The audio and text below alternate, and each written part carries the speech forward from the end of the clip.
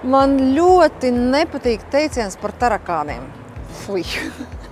Un tāpēc es visus, kas man te dzīvo, saucu par putniem. Un tie visi putni, tie manējie. Bet tavs jautājums nav, kas man tur dzīvo. Tavs jautājums ir, vai es ar to spēju lidot. Sēdēšanu kokā vēl nesauc par lidošanu. Un sēdēšanu uz zara, kurš visu laiku kustas, arī to nesauc par lidošanu. Tā ir tikai kustība, tā ir darbības imitācija, tā ir gaisa maisīšana. Kur ir problēma? Kāpēc tu vēl nelido vai kāpēc tu vairs nelido? Mēs pārāk bieži jaucam, man tā ir ērti, ar man tā ir droši.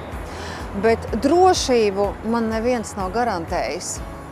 Arī tēze dzīvība ir tikai nemitīgā kustībā, ir mīts. Zari, kurus visu laiku šūpo lielā vējā, tie zari mēdz lūst. Viņi vienkārši neiztur. Un apgalvojums, katrs pats izvēlas savu debesu augstumu, kur lidot, arī tas ir mīts, jo apkārt tev ir laika apstākļi, cilvēki, dzīves notikumi un sazini, kas vēl. Tad kā ir pareizi?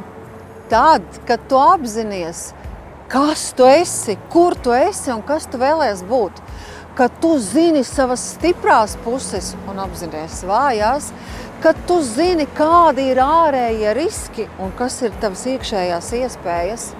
Jā, un tas nozīmē būt nomodā, arī tad, kad tu guli, nomodā par sevi, citādi kāds piezaksies un tevi apēdīs.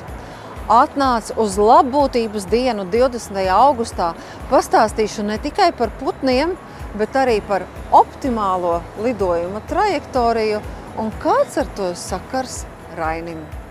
Kas kaitēja putniņam būt uz zaļa zariņa mūžiņu vadīt?